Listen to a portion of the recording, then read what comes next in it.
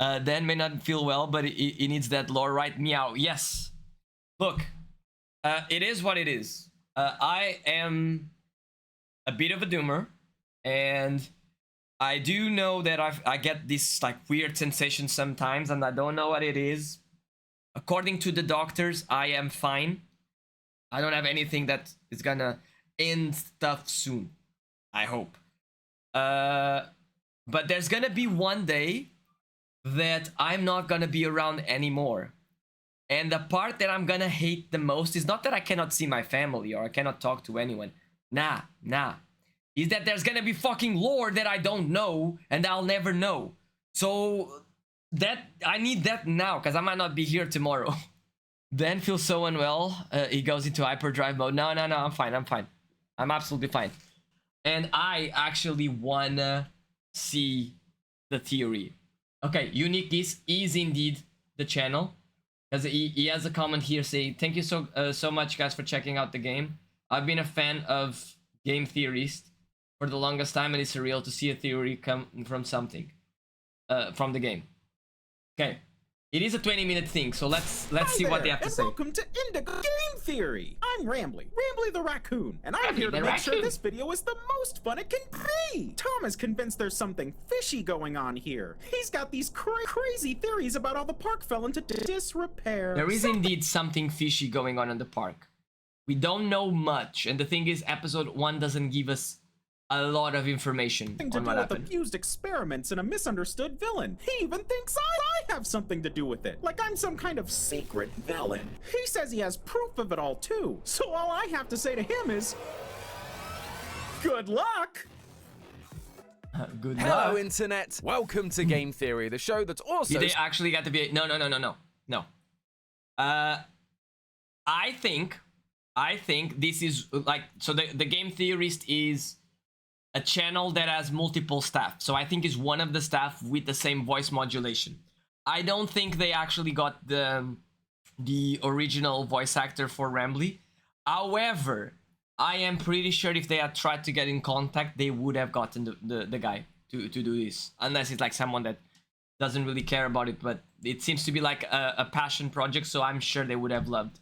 And even like give a few your screen. But despite what I thought was a lonely existence here in the PNG void, I finally found myself a kindred spirit. His name is Rambley the Raccoon, and he's from the brand new mascot horror game that's probably been all over your YouTube homepage the last few weeks, Indigo Park. Right now, only chapter 1 is available, but this thing has taken off. It was so well I'm pretty received, sure they're gonna make enough money to make chapter 2. Kickstarter campaign for chapter 2 was fully funded in just over 24 hours.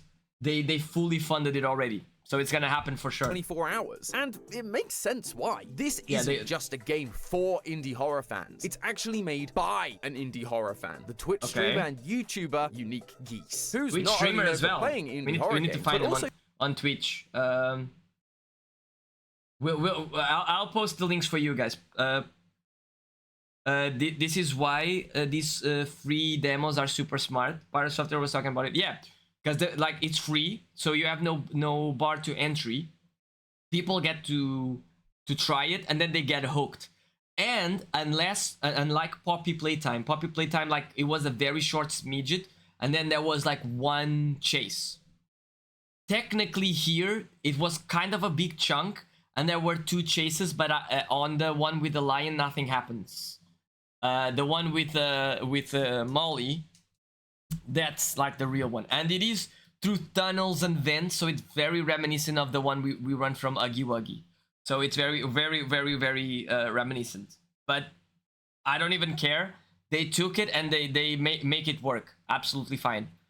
For indie horror fans. It's actually made by an indie horror fan, the Twitch streamer and YouTuber Unique Geese, who's not only known for playing indie horror games, but also fixing one of the most poorly received and broken indie horror games of all time, Garden of Banner. Okay, so it's one of the worst.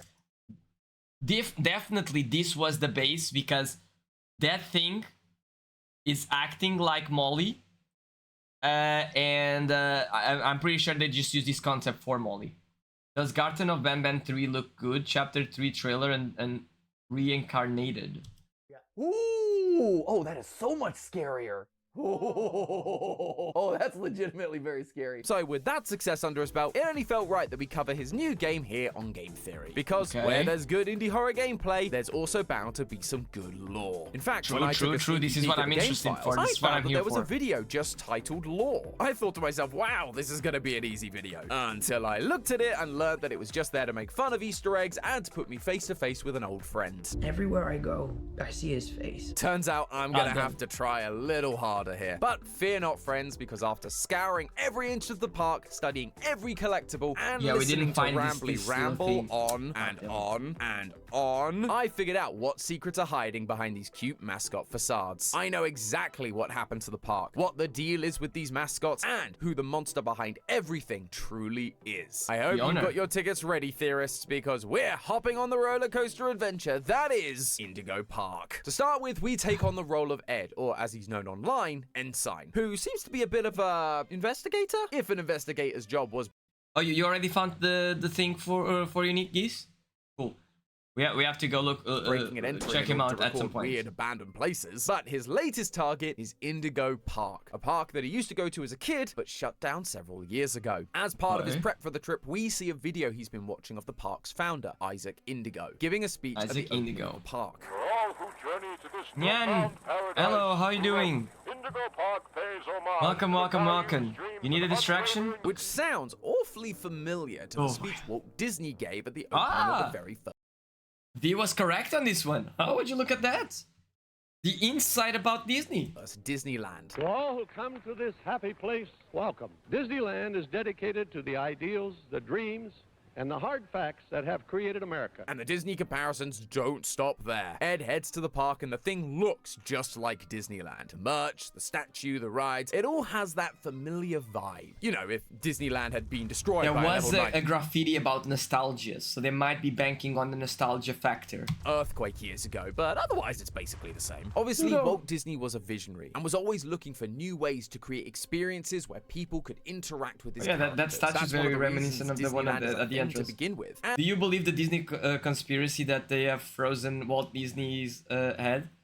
I heard, like the conspiracy that I heard is that they have him frozen and then they made the movie Frozen. So when you Google Disney, Walt Disney Frozen or Disney Frozen, it comes up with something else. Like, I don't know what to tell you. Is it possible? It is possible. But like, I don't know information that would point me to yes or no. But if someone found a way to bring back people that have died before, and like, you know, as long as the body is preserved, and they brought Walt Disney back and he saw what the fuck happened to Disney now, I don't think he would be very happy. He would just be like, just take me back, man. What is this? I don't know, but it does fit the theory. And that All I dream can tell you. continues to live on, as we saw when Disney opened up their latest resort, Star Wars Galactic Star Cruiser. Because inside every cabin was your very own AI assistant droid. That barely worked. Now, as for what you can do first. Now, unless there's anything else, I'll what? let you go. Okay. Best journey. Now, what you can do The first is fuck Imagineer's off. hope was that, quote, this is a platform that we think can bring a lot of different characters to life in different ways, on different mediums, and different platforms. And You shouldn't Isaac bring Indigo Disney clearly characters, stood by the same to philosophy, life. because when we arrive at the park, a screen lights up, and we are introduced to our very own AI guide, Rambley the Raccoon, the Mickey Mouse of Indigo Park. No, it's According not to the Mickey Mouse. It's better than Mickey Mouse, I'll have you know. Rambley, we're Don't the diss first Rambley person like to that. visit in 2,920 days. Yeah, see, 2,920 days, so that's 8 years.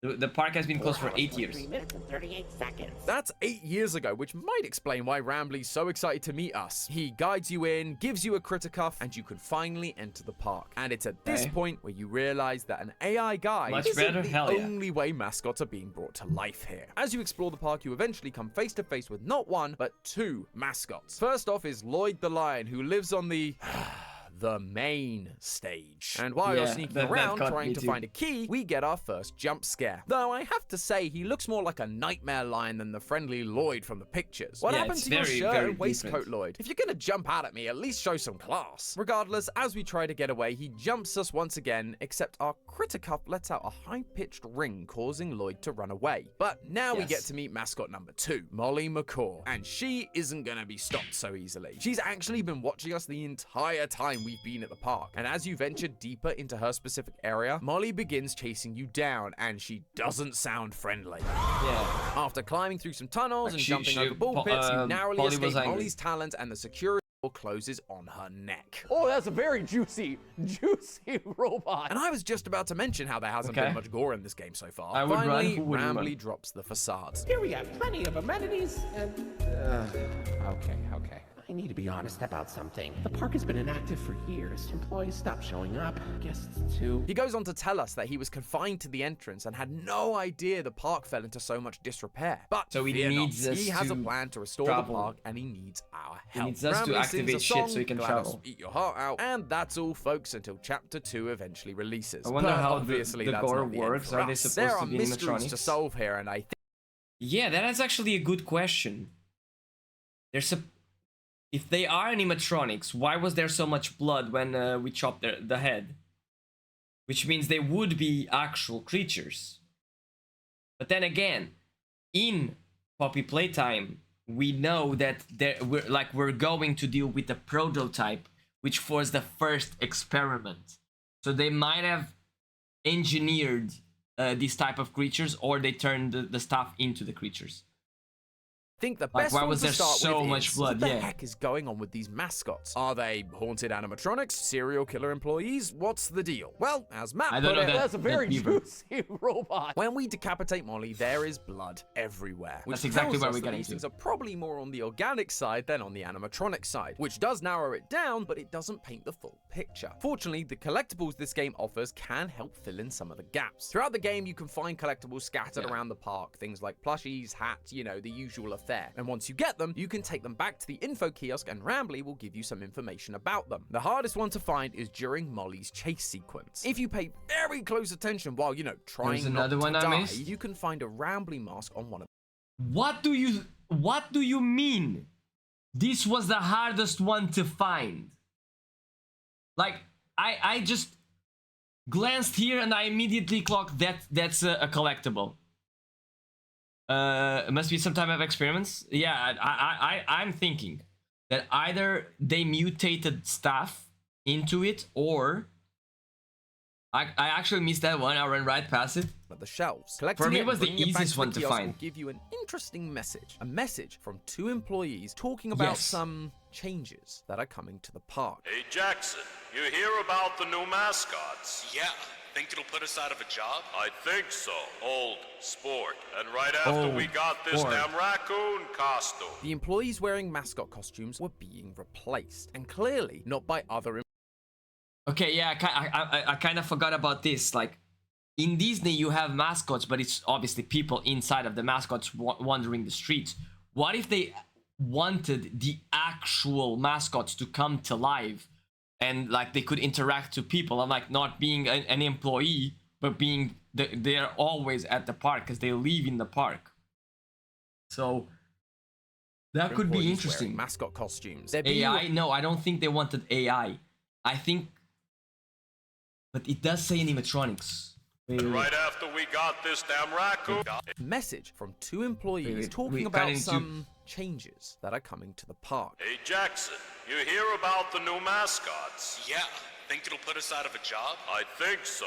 He just said the new mascots. It doesn't say robots or... raccoon costume. The employees wearing mascot costumes were being replaced, and clearly not by other employees wearing mascot costumes. They're being referred to as their own thing, separate from the employees. And when you take a closer look at Molly's design, you can start to see what they mean. It might seem pretty on point for an indie horror game, but put it side by side with her cartoon design, and you'll notice it doesn't match. Yeah, she's missing clothing elements like her waist waistcoat and shorts, and her wings are more yellow than they are blue. This might not seem like a big deal, but in places like Disneyland, character designs are super important. All mascots that walk around the park have to be exactly as they're depicted on screen, even to the point where the actors playing them have to be the correct height. So for characters... No way! You're gonna tell me that Buzz Lightyear is that tall? He's a toy! Oh god, that's gonna happen one day, isn't it? People even still leave their... If people even still leave their houses by the time robots are sophisticated and globally available. Prob's only VR theme parks left. These mascots were more realistic. Just look at the lion. Yeah, the lion it was 100% just a lion. There's nothing in the lion's design that tells me this is a mascot. It's a lion. The bird, however, Molly Macaw. I know that my face is in the front, but she has the aviator helm and the glasses. Like Molly and Lloyd to not look like their cartoon counterparts. Yeah, like if you see even the mane is completely different. Like it makes sense. Okay, Polly doesn't ever close. It has been 8 years. Maybe they are going a bit weird. Okay, fine. But Lloyd's mane changing colors. Like it's supposed to be orange and yellow. Why is it brown? Because brown is the actual color of a lion's mane. So I don't know. I don't know. It stands out as odd. It tells us that these mascots aren't costume serial killers or mascot costumes. What if they got real animals and genetically mutated the animals? Costumes brought to life, but instead something else. If Molly catches you during the chase sequence, we get to hear her speak. You've known me for 100 years? No. I don't know what he's gonna say, but when she catches us, there is a text and says, Molly can repeat anything she hears. Do not trust her. So maybe this is something that she heard. That line seems to be referring to the fact that these characters have been around for 100 years, just like Mickey Mouse and the gang. However, on that same death screen, we also get this tidbit of information. Quote, Molly can repeat words she's heard. And wouldn't you know it, we've actually heard this line somewhere before. During Rambley's railway ride, we encounter one of the other mascots, Finley the sea serpent. And he says, You've known me for 100 years, Rambley. And if you look closely, I completely didn't collect this one. Molly spying on us the entire Oh, I did not see this one. I was too focused on the lion. I did not see this. Now, Molly is a macaw, and so at first, her parroting speech makes sense, except the character of Molly should be able to do more than that. We see it on that same ride. Her character has full sentences. Yeah. Molly Macaw, the greatest pilot you ever saw! So, her just mimicking phrases rather than displaying any human-like behavior tells me that she's more animal than anything else. Yeah, so like, she's not a macaw that person was turned genetically into a mutated. mascot, but instead an animal that Indigo Park was experimenting on to turn them into a mascot. Hence, they're going the same able way to I'm act thinking. in the way their animal counterparts would. Like Lloyd not being able to speak despite his big personality, because that's not something lions can do. And why he prowls and pounces exactly like a real lion. And yeah, when he grabs the thing, he's like in 4 and he pounces at us to grab. But then, normally, like a lion would pounce to knock you down and like claw you down. And at least I feel that when the lion tried to grab the arm, he like grabbed the arm, like he closed the paws around us. This is like Full Metal Alchemist levels fucked up. What, you mean Ed Wood? Nah, that was actually Ironwood. That being said, I never hated unlike a every villain other indie more horror than game that where guy, they man. create living mascots that turn out to be monsters, in the case of Indigo Park, I'm not sure. I only know one of these ones. I'm missing something here. I don't know who this one is or what this one is. That turn out to be monsters. In the case of Indigo Park, I'm not sure they always were monsters. If you explore the canteen in Molly's area of the park, you can find an arcade machine with a playable game on it called landed at the end of the stage, and it's your job to save her. This is where we are introduced to the final member of the Indigo Park crew, Salem the skunk, and they take on the role of the skunk, villain in this Why am I game. saying Salem uses potions to turn Molly into an evil purple version of herself, who then attacks you. When you defeat her, she screeches and the arcade game crashes. But as you can probably tell, I don't think this is just an arcade game. I think it's kind of telling us what happened to this park and its mascots. Because all the best lore comes from arcade machines, right, Steel Wool? Anyway, this game shows us that, as you'd expect, Molly is meant to be a good mascot. But something changed that turned her into a murdery bird that chases us down the halls. They weren't always monsters. Instead, they were corrupted at some point by Salem the skunk. And given Lloyd also has... that game is exactly why I think that Salem is the villain. Or a villain. I forgot about this. I was thinking, did the skunk turn all of them? Yeah, that's what I'm thinking, because we didn't see the skunk and the dragon or the sea serpent.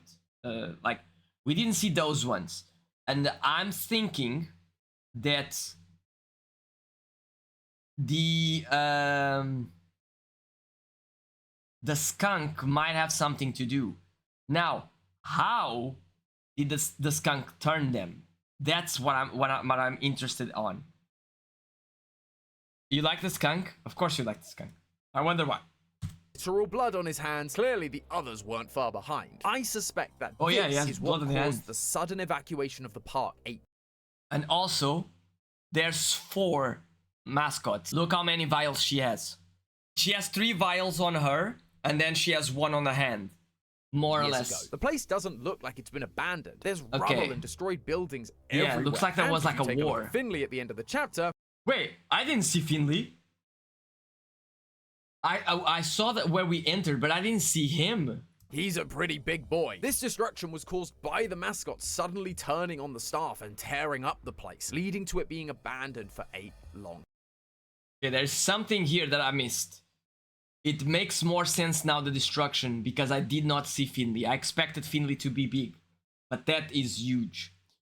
And yet, I'm not so sure Salem is really doing anything nefarious here. Yes, the place has ended up totally destroyed, and the place is completely overthrown. Clearly died, but what if there was blood on the walls? Justified. During Rambley Rush, you can find this little ledge that looks suspicious. See, look at this. Doesn't that look like there's an extra bit of cave down there? And especially in a game where there's secret lore to be had. Oh, Matt, if only there was something, I did not find it. If you do jump down into that gap, there is a platform for you to land on, and walking all the way to the left reveals Molly in a cage, which is a pretty sad sight, but it gets worse. Wait, remember how Molly can only repeat things she's heard? Well, during those death screens, we seem to be getting phrases that she's heard from former staff. Some are fairly harmless.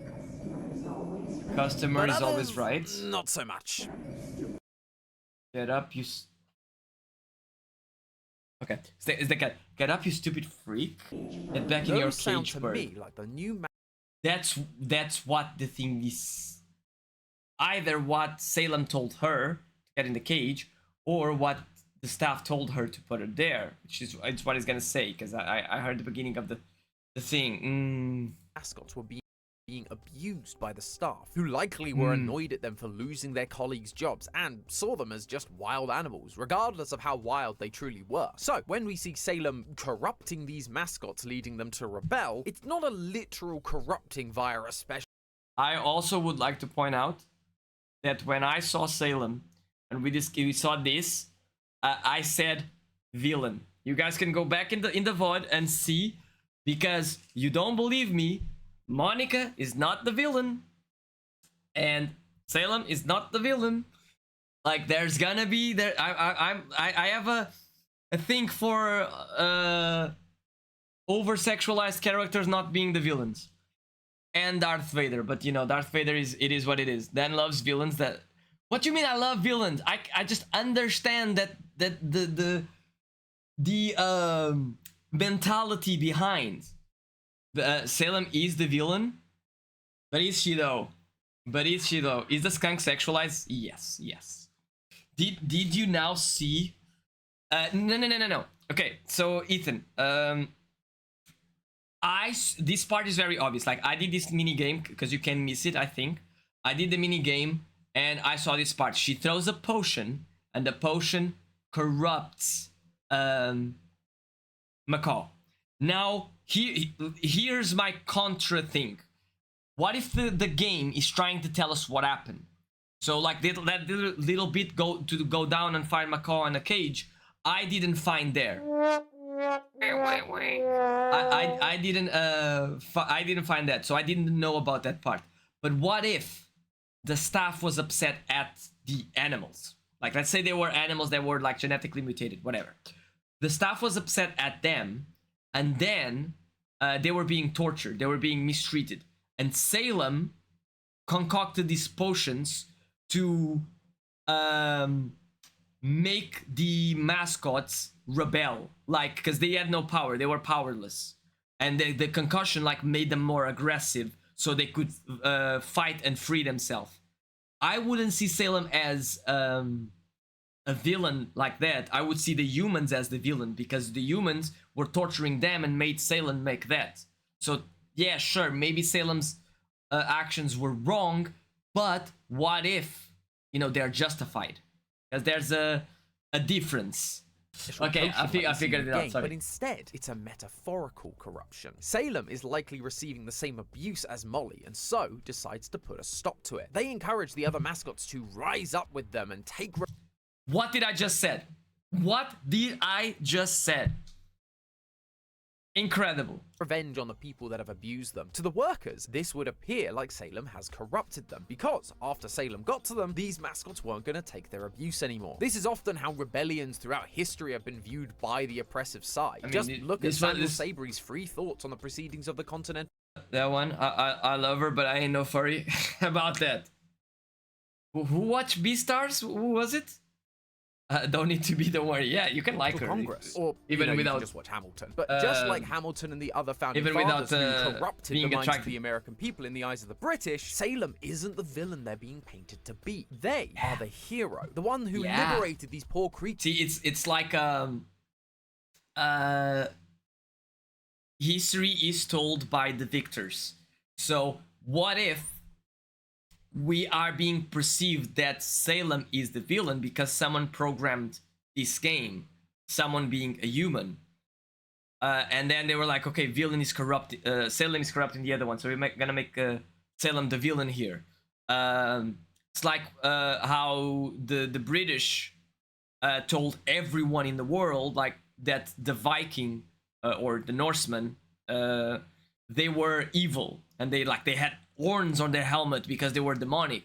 But no, actually they never had the horns on their helmet. They were just against them. And because we now have a lot of British influence around the world, especially in like religious texts, that's how we perceive them. We perceive them as the villains of the story. But in reality, yeah, sure, they were the ones attacking, but they were just they were just doing what they needed to survive. Like, I mean, maybe they could have done something different, less brutal, but actually the Norsemen would trade more than what they would attack. The British retaliated, which made all of the aggression get much worse. Users. And while they seem violent and dangerous to us, based on what we're seeing, can you really blame them? They don't want to be shoved back in their cages or taken advantage of again. And I have a feeling as we meet more of these mascots, especially Salem, we'll see more and more of this. Yeah, I want to meet Salem. But if you want to see more and more of me, then be sure to check out GT Live on June 27th at 3:30 PM Pacific time. Now, let's stick to solving Indigo Park mysteries, because if Salem isn't the villain, then who is? Every indie horror game has to have a good villain. It would feel pretty empty for us to end the video without this. Every indie horror game has to have a good villain. I only know what one of these ones is. God damn it. And it would feel pretty empty for us to end the video without increase my horror game We could just say knowledge. It's Isaac Indigo, the creator, no, I don't think it is the these creator. monsters in the first place. However, he's likely already dead, and not by the hands I would of the assume monsters. it was the staff. The park, a computer I know shows the video is gonna point out to Rambley, because that's the name of the video or the thumbnail, but I don't think it's Rambley either. Unless ad starts in 5 seconds. Saturday, Okay, October we'll wait for that. 20XX. However, in that opening cutscene, we see a report about the park shutting down, which Rambley has already explained to us was 8 years ago. And on that report, there's a date, 2015. So 8 years later would be 2023. And wouldn't you know it, October 7th, 2023 was a Saturday. We even see the XX was originally set to be 23 in some of the early footage for the game itself. So that feels pretty solid. Now, as we've established, Isaac Indigo is a parallel for Walt Disney, but Disney died in 1966. Therefore, Isaac likely died around the same time. So by the time the game takes place, he'd have been dead nearly 60 years, and it'd almost be 50 years before the park shut down and the experiments began, which makes it pretty hard for us to stick the main villain role on him. But I have good news for you, theorists, because today you're getting a 2-for-1 theorist special. Not only is Salem, the villain, actually the hero, but I believe that our AI hero, Rambley, is actually going to be revealed as our big bad. And no, I get it. Nobody's going to want to hear this because he's cute and fun and he sang us a whole little song at the end. Yeah, he did, actually did, The signs are all there. When we first enter the park, he tries to register us and says, "It's Rambley Tuesday, so you qualify for a big discount on your visit." But as we've already established, the window on the second monitor clearly says it's Saturday. In fact, no, it doesn't. It doesn't. That is saying, attention Wranglers, the date is... Wait. No, actually, I read it wrong. Attention Wranglers, the date is Saturday, October the 7th, 2023. Charge the guest Saturday pricing, indicated in your Rookie Wrangler handbook. Okay. But the game came out in 2024, so this could have been frozen on the screen.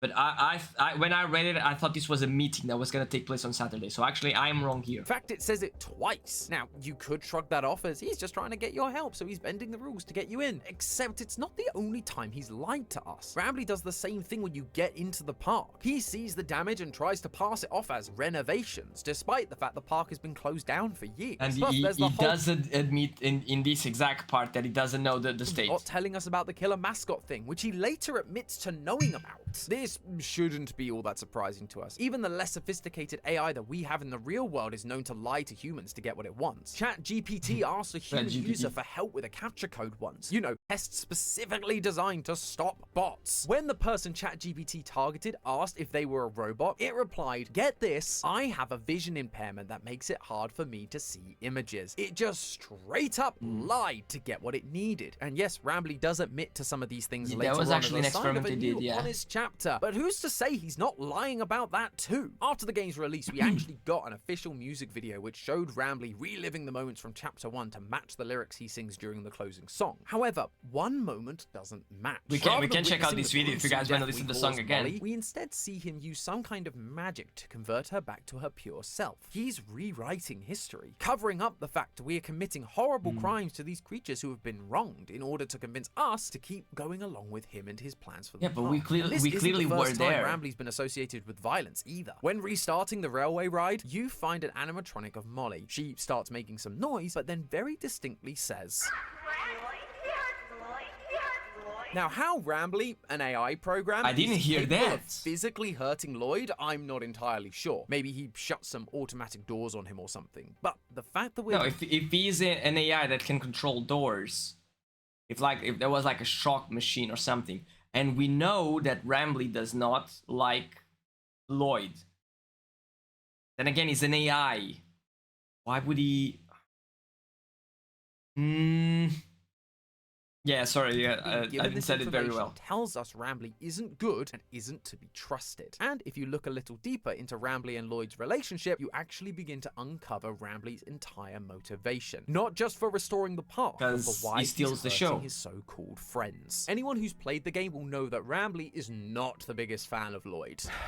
Lloyd. But that's not how it's supposed to be. A photo in the first room of the railway ride shows Lloyd and Rambley shaking hands and smiling. Yeah, that's not a photo though, that's a drawing. Yet for some reason, they're not, and the collectibles explain why. In the description for the Lloyd plush, so we missed 2 collectibles, which was the Funko Pop toy thingy and the hat.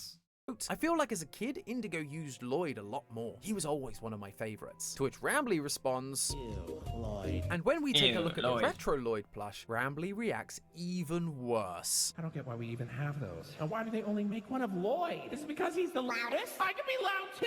Where's my limited edition? Yeah, we saw this. Rambley is jealous. He's of clearly the attention jealous, Lloyd yes, is getting from clearly Indigo jealous. Park. Lloyd got his own stage, he's the last stop on the train ride, he is becoming the big selling point for the Indigo franchise. I mean, he's also the lion, which is like, oh, it's the king of the jungle. It's like, it's the more flashy animal. But then again, you do have a fucking sea serpent. And Rambley can't stand it. Indigo In that loves audio log him, about the the fake Rambley Walt hat, Disney. the employees said, Hey, Jackson. But the statue at the entrance is Indigo and Rambley, not Indigo and Jackson. You hear about the new mascots? Yeah, think it'll put us out of a job? I think so. Old sport. And right Old after we got this sport. damn raccoon That costume. line, the To old which sport Rambley line. remarks, Aw, come on! They didn't even document the Indigo inventory ID for the costume! Rambley's costume was just being brought in as the new mascots were arriving. It never got used, and so they didn't even bother to label it properly. Rambley was being so overlooked that he never got a physical presence in the park as a costume. And I'm willing to And if bet he's that he's still sentient, stuck it being does an AI mention- assistant it because does- he was it does once make again sense. overlooked and never became But I still don't physical think that mutant he mascot in is the park villain. too. He even sings about it in his song Rambley Review. It would be a cool plot twist for. Again, and I won't feel so left behind. Rambley is feeling abandoned, left behind, replaced, which is why he lashed out at characters like Lloyd who were stealing his spotlight. It's once again very similar to Disney, where in 1938 polls suggested that Donald Duck was actually more popular than Mickey Mouse himself. Mickey ran the risk of falling into obscurity next to his newer, more interesting characters like Donald and Goofy. That was until Mickey made his triumphant return in the critically acclaimed musical spectacular Fantasia. And I have a feeling Rambley is planning the same kind of comeback, and that's not a good thing. When you show Rambley the singing? Rambleberry collectible, he says, Oh, if only I could jump out of the screen and take a big bite. Don't eat it! Maybe I'll be able to one day! maybe I'll be able to one day. Sounds to me like that's going to be part of his big restoration Yeah, plan, he getting us wants to to help get- turn him into a real living mascot. And given how well that went the first time around, I'm not sure it's going to go so well for us either. But there you have it, friends. The story of Indigo Park Chapter 1. There A it is. Disney-esque theme park desperate to bring its characters to life, only to create monsters by abusing the ones Like, they I'm did. kind of sad that I missed this, man. Rambley definitely feels left behind alone. Now it grows into something. Remember when he said, "Save the berry for me"? Yeah. Create and abandoning the ones I am they didn't. like, Thanks it to does them, make Rambley sense. is Like, now he on feels a jealous, mission he to feels restore the park abandoned. to its former It has glory, been and he's 8 gonna do years it since by he saw whatever means someone. necessary. He's happy for us to kill his friends Now, because why has they it were been the 8 ones years? Like, stealing his this is spotlight. what I want to know. Most of everything is same thing with Poppy Playtime. It's what happened. Like, what was the thing that caused the park to close? What happened to the people? It makes sense that if the staff stopped coming, the guests stopped coming as well. But what happened? That's the one thing I want to know. The only character left in the park would be him. He would have all the attention, providing we play along and help give him his own mutant mascot body. If we don't, we could also end up like But Molly, how would and we I put quite him like my into head a where it is body? personally. Now, where did I put that? Rambley raccoon? killed But him, hey, and then- that's just a theory, a game theory. Thank. Love. Oh wait. Where did I put that raccoon? Where But is- hey, that's just. This is a cartoon where Mickey Mouse goes a bit crazy and they just slapped his face on top. Yeah, so this is game theory. Oh, fuck off, Norton. On Indigo Park. There you go. Make sure to give it a like and watch it. Maybe you'll find something that I found. I would say that 90% of the theory, I am in line with them. But the thing about Rambley being the villain, I mean, it is possible to have such a twist, especially if like he's gonna try to convince us to put him into a body. It makes sense, but then again, like, how did the other ones got into bodies? Were they animals? where they experiment, where they like lab made. There's like so much questions in my head right now. They made they made a knockoff merc of my indie horror game. I mean, if there is merchandise a bit, I actually want to see it. Where is the song though? There you go. That's it for sure. We can watch this one and then we do the Duolingo lesson. Hey, buddy. We'll see what. You okay? You look kind of tired. Do you need a moment? Don't worry, it's fine. I don't blame you for taking a rest after all that. Yes. I could go for a nice, relaxing defragmentation myself. But before you settle down, you up for a little survey to help us improve the park? Thanks for visiting Indigo Park. Hope all your dreams came true. If you've got some time and you're up for a lark, stick around for the Rambley review. This is actually, looks like it was made by someone else. It's not the creator of the show. Might have been customized. Turn off the subtitles. I turned it on because of you. And this is the official song, but the animation is different. That's what they were referring to. I'm here to offer my best that is gonna like the animation is gonna resume the episode, but at the end it shows something different. Happy feedback ensures I get to exist. Let's try it. Were you satisfied with the rides? It says like the feedback helps me exist. Were you satisfied with your guide? I sure hope so. Do you plan to come back? Will I see you again? Did your experience convince you to tell a friend about us? Okay, this is the generic questions.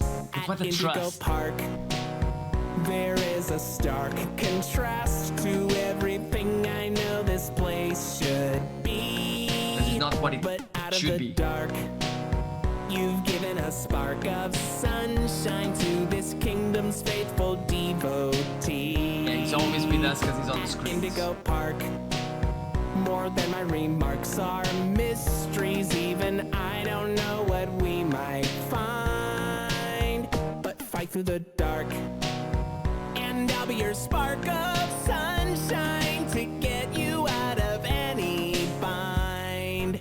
That is, if you want to keep going. Oh, idea! I know all of this isn't fair to you. It's an awful lot to ask. But here comes Rambley Review Part 2 to sell you on our task. I'm here to view and assess each valuable guest as I learn. And lots of happy feedback ensures you're gonna return. I'm so happy you rode a ride. I'm so happy to be your guide. More than you know. So come back anytime. I'd love to see you again. In all my thousands of days, I've never had a friend like you. At least I hope I do. At Indigo Park, there is a stark contrast to everything I know this place should be. Says yes to him with the You've given a spark of sunshine to this kingdom's faithful devotee. At Indigo Park, more than my remarks are mysteries. Even I don't know what we might find. But fight through the dark, and I'll be your spark one of our 16 buddies. to get you out of any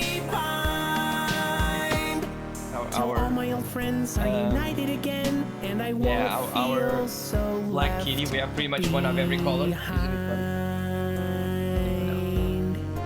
I'll let you go. He never shows up. Yeah, he just loves to rest. Wait, I missed something. I'll let you go again. Yeah, okay, this is because of Bad, but I kinda got distracted. Because this is the part they say that is different. This is recounting everything, and then we got chased by the bird. And then he opened the door for us. And then he used some magical power to get Molly to calm down. That's not what happened. That's exactly what they were saying. Like he used the power to lower the gate and stop her. Rambley was over your voice. Oh, so basically what I was saying is like in the video he's using some magic to calm down Molly, and then Molly becomes friendly again. what happened in the game is he uses his AI power to lower the gate right as Molly is coming, so he stops Molly from killing us. But I don't know. Friends are united again, and I won't feel. I need chapter 2. That's what I know. I need chapter 2. I need to know what happens. If they have the money, hit me up with the. See you next time. Bye. Hit me up with chapter 2. That's what I need. The raccoon on the side is like a Totoro opening song. It could be a reference. Please. Please. Hey, if you like this song, then why not subscribe? And watch me play games weekends and nights. Maybe this guy is the guy that actually Rambley review by Rec. I think that this guy actually made the official song. And here you guys have, this is the video we're watching by Rec D. And if I'm not mistaken, what I'm understanding here is that this guy is actually responsible by this catchy tune. Thanks for visiting Indigo Park. Hope all your dreams came true. If you've got some time and you're up for a lark, stick around for the Rambley review. I'm here to offer my best to each valuable guest I assist. And lots of happy feedback ensures I get to exist.